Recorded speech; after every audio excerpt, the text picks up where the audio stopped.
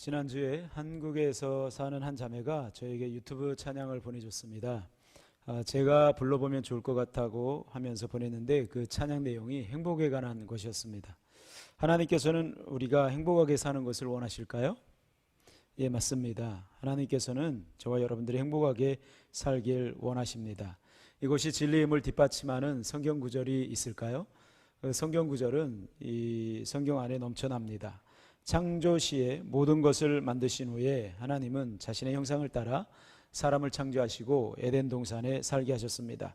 만약에 사람이 행복하게 살길 원하시지 않고 평생 고생하며 외롭고 쓸쓸하게 살길 원하셨다면 하나님의 형상으로도 만드시지 않으셨을 것이고 에덴 동산에도 두시지 않으셨을 것입니다. 아시다시피 에덴의 뜻은 기쁨입니다. 우리 하나님께서는 저와 여러분들이 행복하게 기쁘게 사는 걸 원하신다라는 것을 천지 창조와 또 우리 사람을 만드신 모습과 에덴 동산을 통해서도 알 수가 있습니다. 하나님은 우리가 행복하게 살길 원하십니다. 그리고 행복하게 살 수 있는 길들을 알려주셨습니다. 두 가지가 있는데 한 가지는 하나님과 교제하며 사는 것입니다.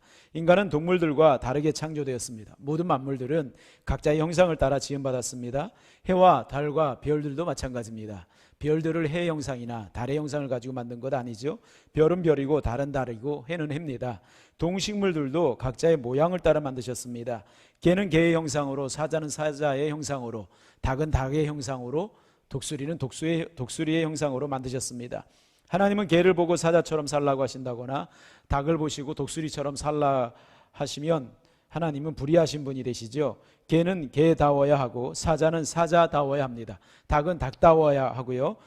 독수리는 독수리다워야 합니다. 그런데 사람은 특이하게도 사람의 형상을 따라 지으신 것이 아니라 하나님의 형상을 따라 지으셨습니다. 이것 자체만으로도 사람은 본래 행복한 존재로 지으셨다는 것을 알 수 있죠. 존재 자체가 행복한 존재로 지으셨다 이 말입니다. 이유는 우리가 하나님의 형상으로 지음받았기 때문입니다. 여러분, 하나님이 어떤 분이시죠? 하나님은 사랑이십니다. 그러므로 사랑이신 하나님의 형상을 따라 지음받은 인간은 행복하게 살 수밖에 없는 그런 존재입니다. 하나님의 형상으로 지음받은 이 사람, 그 사람이 행복하게 살 수 있는 오직 유일한 길, 하나님과의 관계를 통해서만 가능하게 됩니다. 그렇게 함으로써 비로소 행복한 삶을 살게 되는 것이죠. 사람은 하나님과 관계를 통해서만 행복함을 느끼게 살 수 있는 존재로 지음받았습니다. 행복하게 사는 길 둘째는 하나님의 말씀에 순종하며 사는 것입니다. 하나님이 사람을 만드시고 에덴 동산에 두셨습니다. 에덴 동산 안에 하나님의 말씀이 있었습니다. 그 하나님의 말씀은 선악과를 따먹지 말라, 이 선악과를 따먹으면 정령 죽으리라는 말씀이셨습니다. 이 말씀 외에 다른 말씀은 없습니다.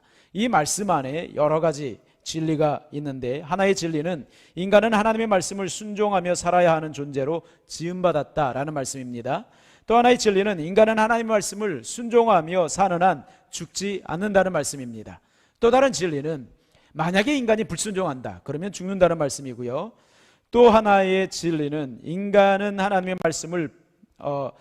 말씀을 순종하기 전에 절대적으로 그분을 신뢰해야 한다는 것입니다. 먹지 마라, 먹으면 죽는다, 이 말씀을 순종하려면 그 말씀하신 분의 인격을 믿어야 합니다. 그것을 믿어야 순종할 수 있습니다. 에덴 동산 안에 단 하나의 말씀, 선악과를 먹지 마라, 먹으면 죽는다, 이 죽는다는 말은 육체적인 사망을 넘어 영적인 사망까지 포함한 말입니다. 하나님과의 관계가 완전히 단절된다 이 말이죠. 그것이 단순히 이 단절을 뛰어넘어 관계가 완전히 틀어진 원수 관계가 된다 이 말입니다. 하나님과의 관계가 단절된 인간이 행복하게 살 수 있는 길은 이 세상에 아예 없습니다. 행복하게 사는 길이 아주 단순하지요. 건강, 물질, 성공 이런 요소가 아니라 하나님과 친밀한 교제, 그리고 하나님 말씀에 순종하며 사는 삶, 이 두 가지면 사람이 행복하게 살 수 있습니다. 이것이 진리라는 것을 저는 경험적으로 잘 알고 있습니다. 여러분들 가운데서도 저와 같은 경험을 하신 분들이 있을 텐데, 제가 가장 큰 기쁨과 평안함과 행복함을 느낄 때는 하나님과 친밀함이 깊어질 때입니다. 하나님 말씀 안에 사로잡혀 있을 때입니다. 그때는 우리들 마음 안에, 제 마음 안에 기쁨과 평강과 또 행복과 자유함 이런 것들을 느끼게 되지요. 그러나 하나님과의 교제가 사라지고 말씀에 순종하는 삶이 사라진다고 한다면 그 사람의 마음 안에는 기쁨, 평안, 행복, 자유 이런 것들은 절대 느끼지 못하게 될 것입니다. 만약에 여러분들 안에 기쁨이나 평안이나 또는 행복이나 자유를 느끼지 못하고 살고 있다면 하나님의 관계를 점검해 보십시오. 분명히 틀림이 없습니다. 그런데 아담과 하와가 행복하게 사는 것을 시기하는 존재가 있었습니다. 놀랍게도 에덴 동산 안에 그런 존재가 있었습니다. 하나님과 아담과 하와가 행복한 나날을 보내는 것을 시기하는 존재가 놀랍게도 에덴 동산 안에 있었습니다. 어느 날 뱀이 하와에게 다가와 유혹하는 내용이 창세기에 기록되어 있습니다. 창세기 3장 4절에 뱀이 여자에게 이르되 너희가 결코 죽지 아니하리라. 뱀이 하와를 하나님의 말씀과 정반대되는 말로 유혹을 합니다. 그러므로 첫 인간인 아담과 하와는 뱀의 인격을 믿느냐 또는 하나님의 인격을 믿느냐에 따라서 자기가 어떤 것을 선택을 해야 되는데, 이 첫 인간들은 뱀의 인격을 믿고 선악과를 먹고 타락을 하게 됩니다. 그 사건 이후 이 세상에 태어난 모든 인간은 타락한 이기적 자기의 본성을 가지고 태어나게 됩니다. 그 타락한 이기적 자기의 본성이라는 것은 태어날 때부터 죄인으로 태어난다는 말이고, 살아가는 날 동안 언제나 하나님의 말씀이나 뜻하고는 정반대의 삶을 살아가는 그런 존재가 된다는 말입니다. 또한 그런 사람들이 예수 그리스도를 믿게 됩니다. 예수 그리스도를 믿어서 하나님의 자녀가 되죠. 그런데 예수를 믿는다고 해도 타락한 이기적 자기의 본성은 항상 자신 안에 꿈틀거려서 자신이 주인 노릇하려는데 특징이 있습니다. 자기 애라는 우상이 그 마음 깊은 곳에 우뚝하니 자리 잡고 있습니다. 느부갓네살 왕이 자신의 신상을 세워놓는 것처럼 저마다 자기 애라는 신상을 마음에 세워놓고 그것을 갖고 가고 있습니다. 누구든지 자신이 세우던 자기 애에게 숭배하지 않고 절하지 않고 대적하면 감춰진 자기의 모습의 실체인 죄인된 이기적 본성이 출동해서 죄인된 실체를 드러내게 됩니다. 죄인된 이기적 자기의 본성은 항상 그렇게 살고 그렇게 살아가려고 합니다. 예수 그리스도를 믿어도 그렇게 살려고 한다 이 말입니다. 그 결과 예수님을 믿음에도 불구하고 기쁨과 평강과 만족과 자유함과 행복함을 누리지 못하고 살아가는 이런 사람들이 굉장히 많이 있습니다. 헛된 것을 쫓아 살아가는 사람들이 굉장히 많이 있죠. 일생을 무지개를 쫓아 살아가는 사람들이 많이 있습니다. 마귀가 죄가 전혀 없었던 완벽한 인간이었던 첫 사람을 타락시켰다면 죄인된 이기적 자기의 본성을 가지고 태어난 우리를 유혹하는 것은 어떨까요? 쉬울까요? 어려울까요? 시군죽 먹기 아니겠습니까? 하나님과의 이미 틀어진 관계를 회복하시기 위해서 예수님이 오셨습니다. 할렐루야. 예수님이 오셨는데 그 예수님이 오셔서 시험을 당하신 장면이 나옵니다. 누가복음 4장에 보면 13절에 마귀가 모든 시험을 다한 후에 얼마 동안 떠나니라. 마귀가 모든 시험을 다한 후에 얼마 동안 떠나니라. 마귀는 예수님께서 출생하셨을 때부터 시작해서 예수님이 십자가에 못 박혀 돌아가시기 전까지 계속해서 예수님을 어떻게 하든지 시험하고 유혹하고 죽이려고 했던 그런 존재입니다. 마귀가 하나님이신 예수님까지 유혹하고 시험했다면 그분의 제자들인 우리는 어떨까요? 여러분, 시군죽 먹기 아닐까요? 마귀와 싸우기 위해 하나님의 전신갑주를 입어야 할 성도들이 하나님의 전신갑주를 입지 않고 그렇게 살아가는 성도들이 굉장히 많이 있는 것 같은데, 여러분, 그런 성도들을 유혹하기는 얼마나 쉽겠습니까? 10번 찍어 안 넘어가는 나무 없다 그러죠. 그런데 10번 찍어 10번 다 넘어가는 성도들이 참 많이 있는 것 같습니다. 찍으면 찍히는 대로 여러분 그렇게 넘어가는 사람들이 많이 있습니다. 그런데도 불구하고 우리가 예배자로 또는 하나님을 바라보며 이렇게 살아가고 있는 이유가 있다고 한다면 무엇일까요? 하나님이 허용하지 않아서, 하나님이 마귀에게 시험하지 말라고 허용하지 않아서, 또는 하나님의 은혜로 보호해서 마귀의 시험에 넘어가지 않은 것 뿐이라고 생각되어집니다. 하나님이 허용하지 않아서 마귀의 시험에 넘어가지 않은 것뿐, 하나님이 허용하지 않아서 하나님이 은혜로 보호해서 마귀의 시험에 우리가 넘어가지 않은 것뿐입니다. 만약에 하나님이 우리들에게 부어주신 은혜를 걷어가신다면, 만약에 하나님께서 어둠의 세력에게 우리를 시험하도록 허용한다면 저와 여러분들은 아마 이런 모습으로 하나님 앞에 살고 있지 않을 것입니다. 여러분, 그분의 몸이라고 불려지는 교회는 어떨까요? 여러분, 교회를 유혹하는 건 어떨까요? 그건 역시 마귀에게는 시군죽 먹기인 것 같습니다. 여러분, 그 결과가 무엇입니까? 전도의 최대 장애물이 교회 자체가 되어 있습니다. 교회 자체가 전도를 하는데 최대 장애물이 되어 있습니다. 여러분, 교회가 건물이 아니라 그랬지요? 교회는 예수 그리스도를 믿는 사람들의 모임입니다. 그 예수 그리스도를 믿는 사람들 자체가 예수 그리스도를 증거하는 데 있어서 가장 큰 장애물이 되고 있다. 지난주에 저는 마귀를 분별하라 이 말씀을 가지고 어떻게 하면 분별력을 키울 수 있을지에 대해서 나눴습니다. 다른 사람이나 사회나 국가를 분별하기 전에 여러분 우리 자신을 먼저 분별해 봐야 합니다. 우리들의 생각이나 감정, 자신의 말과 행동, 그리고 수많은 선택들을 분별할 수 있어야 합니다. 여러분 그렇게 분별해 보면 아주 선악과를 다 털어먹을 사람들이 한둘이 아닙니다. 선악과 밑에서 선악과가 주는 쉼과 안식과 기쁨을 누리며 선악과로 가즙을 만들어 마시고 말려서 먹고 보관해서 두고 먹을 사람이 한둘이 아닙니다. 선악과 나무가 잘 자라도록 아침 저녁으로 관리하고 물과 영양제도 줍니다. 혹시 말라버리거나 열매를 맺지 못할까 봐 지극정성으로 돌봅니다. 하나님의 명령을 받은 꼬마벌레가 나타나서 잎사귀를 먹으려 하면 어느새 나타나서 하나님이 보낸 꼬마벌레를 잡아 죽입니다. 그러는 동안 선악을 알게 하는 지식나무는 어마어마하게 자라납니다. 하늘 끝까지 높아지고 세상 끝까지 넓어집니다. 바벨론의 느부갓네살 왕을 상징하는 나무가 나오죠. 다니엘서에 보면 여러분들이 그 나무처럼 엄청나게 크게 자랍니다.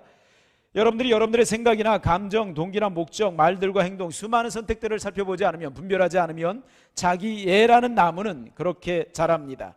자신에게는 마귀가 역사하지 않을 것이라고 생각하고 있는 사람들이 있습니다. 그것은 심각한 오류이자 착각이자 교만이자 무지입니다. 예수님이 우리에게 가르쳐 주신 주기도문의 내용을 보면 그 기도 내용 가운데 하나가 시험에 들게 하지 마시고 악에서 구하옵소서입니다. 시험에 들게 하지 마시고 악에서 구하옵소서. 우리 주님께서 이 기도문 그대로 우리 공동체에게 우리 모든 성도들을 지켜주셔서 시험에 들지 않고 악에서 구해주시기를 간절히 바랄 뿐입니다. 여러분 시험이라는 단어도 유혹이라 마귀와 관계 있는 단어입니다. 악이라는 것은 악한 자 마귀를 말하는 것입니다. 칼빈은 사단이 숨어서 우리 생명을 엿보는 원수이자 우리를 멸망시키기 위해 죄로 무장하고 있다라고 이렇게 말하고 있습니다. 예수님과 함께 최후의 만찬을 하던 그 자리에서 마귀가 가룟 유다에게 침입하는 장면이 성경에 기록되어 있습니다.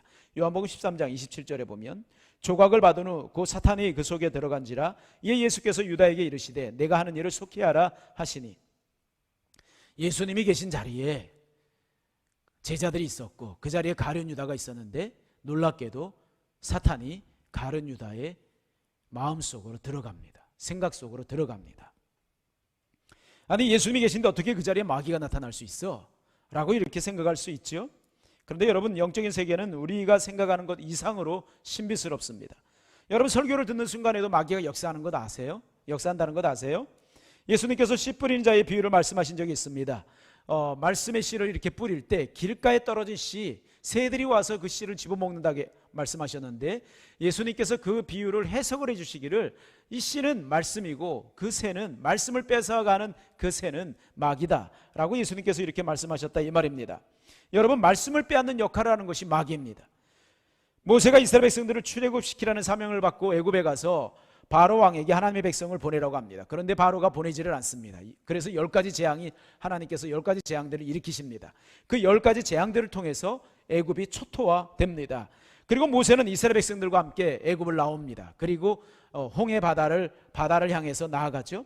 그렇게 홍해 앞까지 나갔을 때 바로의 군대가 맹렬히 추격을 합니다. 바로 왕은 이스라엘 백성들을 자신들의 재산이라고 생각했기 때문에 그렇게 순순히 내놓을 수 없었습니다. 그렇게 추격하다가 홍해에 수장되었다는 것은 다 아는 이야기입니다. 그런데 이건 알고 계시나요? 우리를 추격하는 자들이 있다는 것. 지금 여러분 바로 왕, 바로의 군대가 없나요? 바로의 군대처럼 어둠의 세력의 군대가 있다는 것 지난주에 들었습니다. 군대 귀신은 한 사람을 지배하고 그 지방을 지배하기 위해 수천 마리가 한 사람 안에 들어가 살았습니다. 수천 마리가 한 마리처럼 한 마음, 한 뜻과 한 목적과 한 열정을 가지고 움직였습니다. 그 누구도 단 한 마리조차도 우리가 너무하는 것 같다고 반대하거나 지쳤다거나 이제 그만하자라고 포기한다거나 이런 귀신은 한 마리도 없었습니다. 한 사람 안에 들어가서 한 사람만 지배하면 좋다고 합시다. 그러나 여러분 그 한 사람을 지배함으로 무엇을 하려고 하는 것이죠? 그 한 사람을 숙주 삼아서 뭘 하려는 것이죠? 결국은 그 사람의 인생을 파괴하고 가정을 초토화시키고 사회를 무력화시키고 국가를 전복하려는 것이지요. 자신이 통치하는 세상을 만들려는 것입니다. 그것을 위해서 대중문화에 침입을 하고 정치, 경제, 사회, 문화, 경제 등 다양한 분야에 침투해서 자신의 나라를 이렇게 확장시켜가는 것이죠. 자신이 침투한 숙주들을 통해 일들을 진행시키고 있는 것입니다. 그 결과를 일일이 설명하지 않아도 될 정도로 여러분 죄악된 일들이 이 세상에 많이 일어나고 있습니다. 이스라엘 백성들이 출애굽한 후에 홍해를 건넙니다. 바로의 군대는 홍해에 수장됩니다. 그렇다면 마귀는 더 이상 이스라엘 백성들을 추격하거나 공격하지 않을까요? 광야에서 치른 전투 가운데 가장 대표적인 전쟁이 아말렉 군대와의 싸운 내용입니다. 출애굽기 17장에 기록되어 있습니다. 이스라엘 백성들을 공격하기 위해 아말렉 군대가 쳐들어옵니다. 모세는 산꼭대기에 올라갑니다. 아론과 훌이 동행합니다. 산꼭대기에서 손을 높이 들고 기도합니다. 손을 들고 기도하는데 피곤하니까 손이 내려옵니다. 손이 내려오면 산 아래에서 여호수아와 여호사의 군대가 싸움을 하는데 아말렉 군대에게 밀립니다. 집니다. 사람들이 죽어나가기 시작합니다.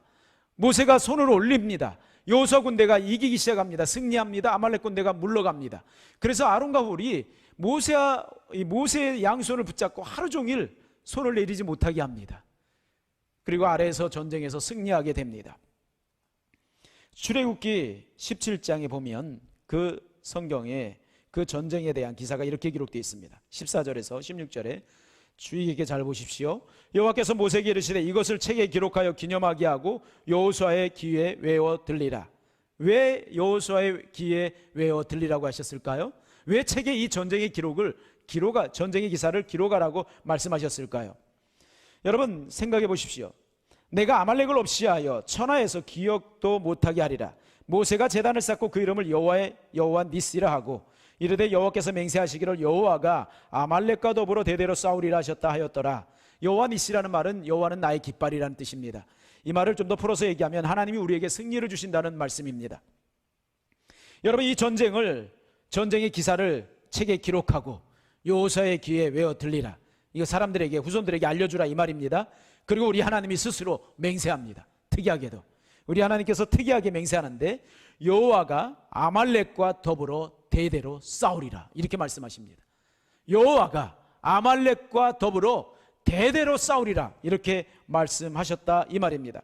이것이 단순한 민족과 민족 간의 전쟁 가운데 하나님께서 개입해서 싸워주시겠다 이 말을 말씀하시는 것이 아닙니다.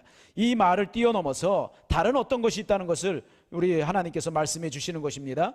여러분 이스라엘 백성들이 아말렉 군대와 전투를 벌인 곳은 르비딤입니다. 출애굽기 17장에 보면 출애굽기 17장의 상반절은 르비딤에서 르비딤을 지나는 가운데 이스라엘 백성들이 물이 없게 되고 물이 없어서 마실 물이 없어서 이스라엘 백성들이 모세에게 물을 달라고 이렇게 요구를 합니다. 그런데 그것이 너무나 격렬하게 물을 달라고 하는데 모세와 다투었다라고 성경이 기록하고 있습니다. 왜 우리를 애굽에서 데리고 나와 우리와 자녀들과 가축들이 목말라 죽게 하느냐라고 이렇게 모세에게 따집니다. 모세가 하나님께 기도합니다. 하나님께서 모세에게 나타납니다. 너가 애굽 땅에서 기적을 일으켰던 그 지팡이가 있지 아니하냐? 그 지팡이를 가지고 반석을 치라. 그리하면 물이 솟구쳐 나오리라 말씀하십니다. 그래서 지팡이로 반석을 칩니다. 그리고 200만 명 이상이 되는 사람들과 그리고 가축들이 마실 만한 엄청난 물이 터집니다. 이 소식을 아말렉이 듣게 되죠. 그래서 아말렉 군대는 그 생명수와 같은 물을 빼앗기 위해 공격을 한 것입니다.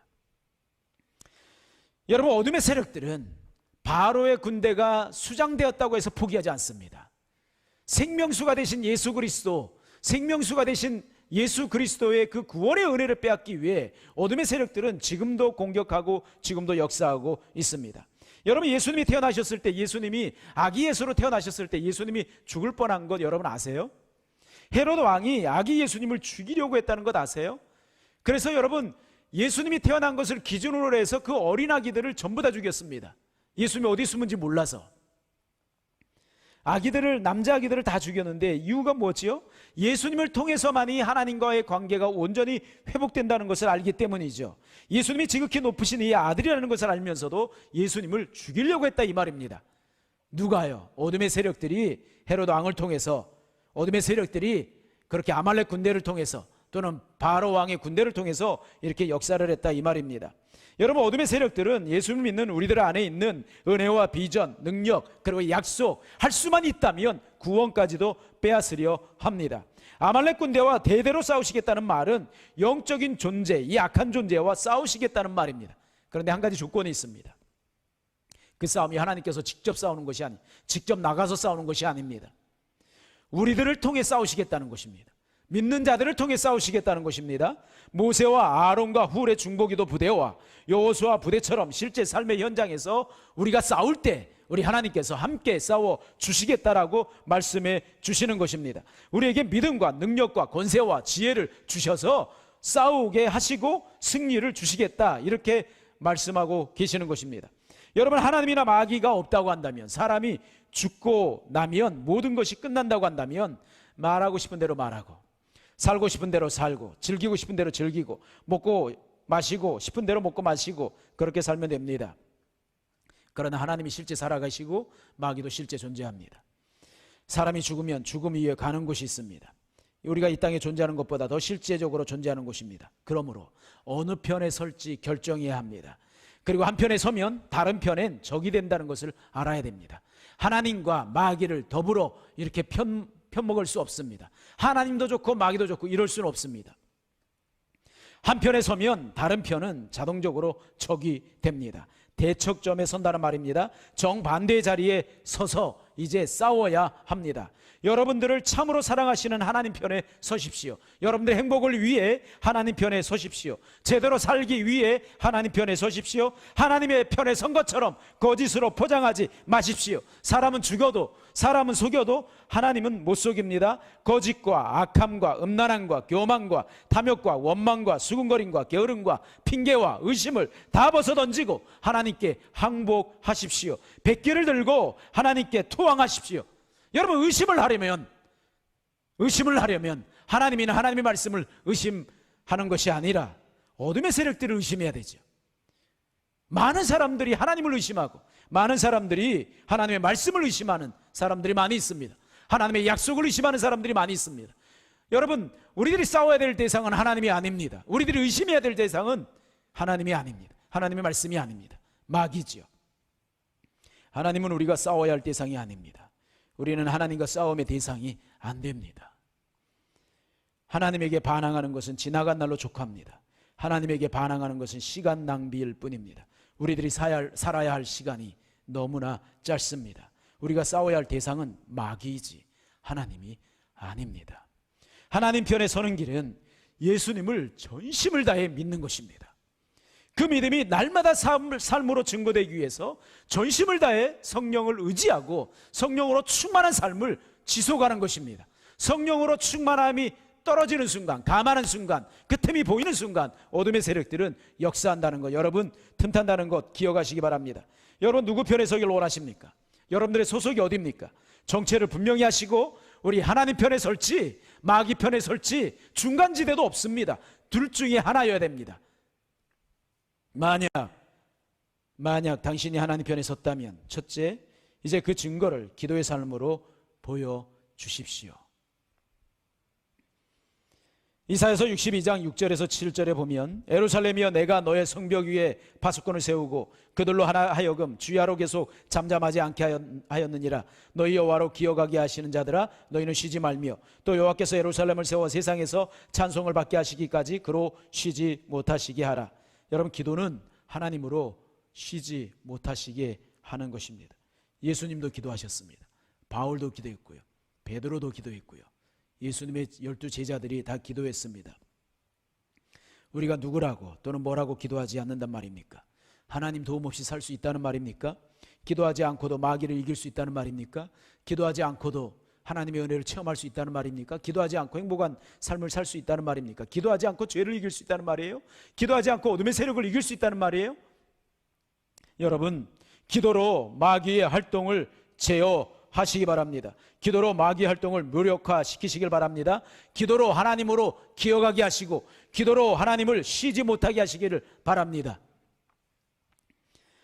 여러분, 기도할 때 하나님이 싸우십니다. 기도할 때. 지금 우리 공동체 119 기도운동합니다. 우리가 온라인 예배를 드리면서 119 기도운동을 시작했는데 많은 사람들이 이 기도운동에 동참하고 있는데 시간이 지나면서 마음이 좀 이렇게 좀 안일해지는 것 같은데 더욱더 하나님 앞에 깨어 기도했으면 좋겠습니다. 여러분, 전 세계 코로나 확진자가 450만 명이 넘었습니다. 사망자가 31만이 넘었습니다. 기도해야 되지 않을까요? 여러분, 만약 당신이 하나님 편에 섰다면 기도해야 됩니다. 두 번째로, 만약 당신이 하나님 편에 섰다면 이제 열매를 누리는 자들이 될 것입니다. 이사야서 62장 같은 장입니다. 8절에서 9절에 여호와께서 그 오른손 그 능력의 팔로 맹세하시되 내가 다시는 네 곡식을 내 원수들에게 양식으로 주지 아니하겠고 내가 수고하여 얻은 포도주를 이방인이 마시지 못하게 할 것인즉 오직 추수한 자가 그것을 먹고 나 여호와를 찬송할 것이요 거둔 자가 그것을 나의 성소뜰에서 마시리라 하셨느니라. 아멘. 여러분, 귀신이 한 사람에게 역사를 하는 것이 그 한 사람으로 끝나는 것이 아니고 그 사람의 일생을 쫓아다니면서 안 되게 하고 망하게 하고 그를 숙주 삼아 그 집안을, 더 나아가서는 그 지역까지도 지배하려고 합니다. 그러나 여러분, 예수님을 전심으로 믿고 하나님 편에 서서 싸우면 이제 심고 추수하고 추수한 것을 먹고 누리게 될 것입니다.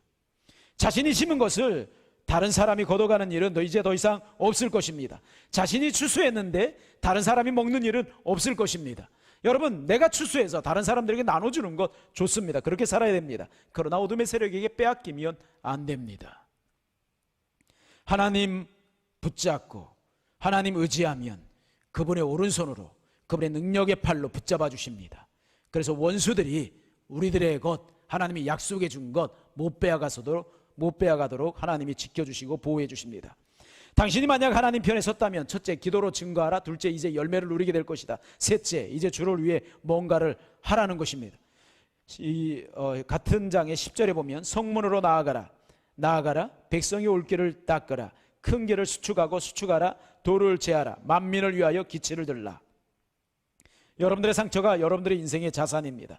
그러므로 상처로 인해 그만 핑계대고 그만 머뭇거리고 그만 육신의 정욕을 즐기고 오늘 다시 시작하십시오. 오늘만 끊으면 그것이 평생 가지만 오늘만 하고 끊지 못하면 평생 갑니다. 그것 또한. 여러분, 평생 육신의 정욕에 끌려 살다가 하나님이 약속해 주신 그 놀라운 은혜들 다 누리지도 못하고 그 어둠의 세력들에게 다 빼앗기고 인생을 그렇게 살다가 갑자기 주님께서 내 방문 두드리신다면 여러분 어떻게 하실래요? 주님의 나라를 위해 뭔가를 하시기 바랍니다. 전진하시고 또 전진하시기 바랍니다. 만민을 위하여 우리의 승리의 깃발이 되신 예수 그리스도 그분을 이름을 붙잡고 나가시기 바랍니다. 예수 그리스도 그분의 이름이 우리들의 이 기치가 됩니다. 우리들의 승리의 깃발이 됩니다. 그분의 이름을 붙잡고 여러분 믿음으로 전진해 가십시오. 만민을 구원하기 위하여. 결론을 내리겠습니다. 에덴 동산에서 출현했던 에뱀, 애굽의 바로의 군대, 광야의 아말렉 군대, 가나안 땅의 7 족속들은 모두 악한 마귀를 상징하는 역할을 했던 존재들입니다. 그들의 배후에서 역사했던 귀신들이 실제 존재합니다. 그들의 배후에서 활동했던 실체를 예수님이 오심으로 드러나게 됩니다. 그것이 거라사 땅의 귀신들의 군대로 드러납니다. 그리고 마지막 시대를 살아가는 성도들과 싸우는 악한 군대로 드러나고 있습니다. 이들이 분노하고 처녀들을 가다듬고 우는 사자같이 돌아다니며 삼킬차를 찾습니다. 여전히 자신의 노예로 삼으려고 주변을 어슬렁거립니다. 우리와 싸우려고 진을 치고 있습니다. 때로는 선발대, 때로는 후발대, 때로는 본진을 보내기도 합니다. 이들에 맞서고 있는 성도들에게 사도 베드로를 통해 하나님이 이렇게 권면하셨습니다. 베드로전서 5장 8절에 근신하라 깨어라 너희 대적 마귀가 우는 사자같이 돌아다니며 삼킬 자를 찾나니. 근신하고 깨어라. 왜요? 너희 대적 마귀, 이 마귀가 우는 사자같이 삼킬 자를 두루 찾는다. 여러분, 근신한다는 것은 자신의 모든 것을 근원부터 자세히 살펴서 하나님이 기뻐하지 않는 모든 것을 버리고 새롭게 살기로 결단하는 것입니다. 여러분들의 모든 근원을 자세히 살피고 하나님이 기뻐하지 않는 모든 것, 우리 하나님의 생각 외로 우리들의 거룩함을 원하십니다. 그렇게 결단하시고요. 깨어있는 것은 영적 전쟁에 대해 알고 어둠의 세력의 존재나 활동에 대해 알고 있는 상태입니다. 또한 자신의 삶의 목적을 알고 그것을 이루기 위해 모든 열정을 다하는 상태입니다. 그것을 이뤄가매, 또한 깨어있는 것은 그것을 이뤄가매 오직 주님의 은혜만을 의지하며 기도하는 사람의 마음의 상태입니다. 그렇게 근신하고 깨어서 치열한 전투를 치르고 승리한 후에 전리품을 누리게 됩니다.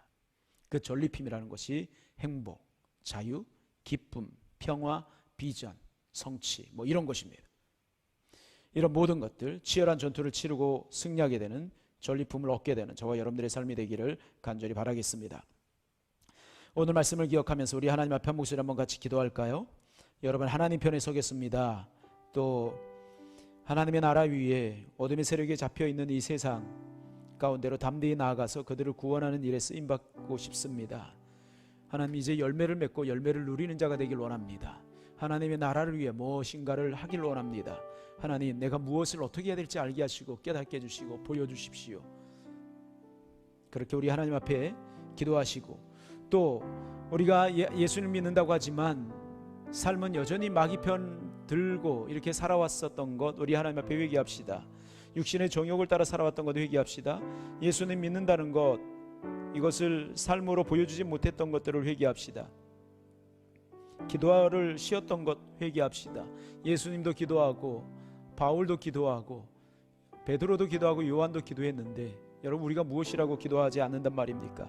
우리 하나님 앞에 기도하지 않았던 것, 그래서 누리지 못했던 것, 그래서 행복하지 못했던 것, 그래서 승리하지 못했던 것, 그래서 죄에게 자꾸 넘어졌던 것, 예수 그리스도를 믿음에도 불구하고 예수 그리스도 이름을 가지고 있음에도 불구하고 기도하지 않아서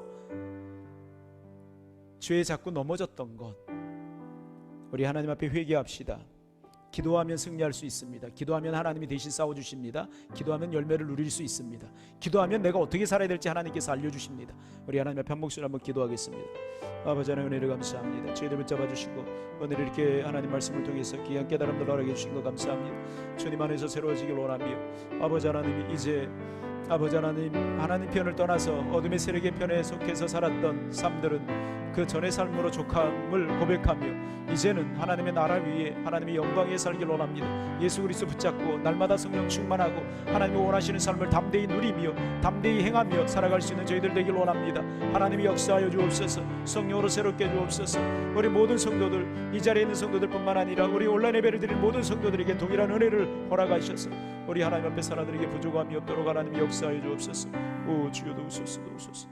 감사하신 예수님 이름으로 기도합니다. 아멘.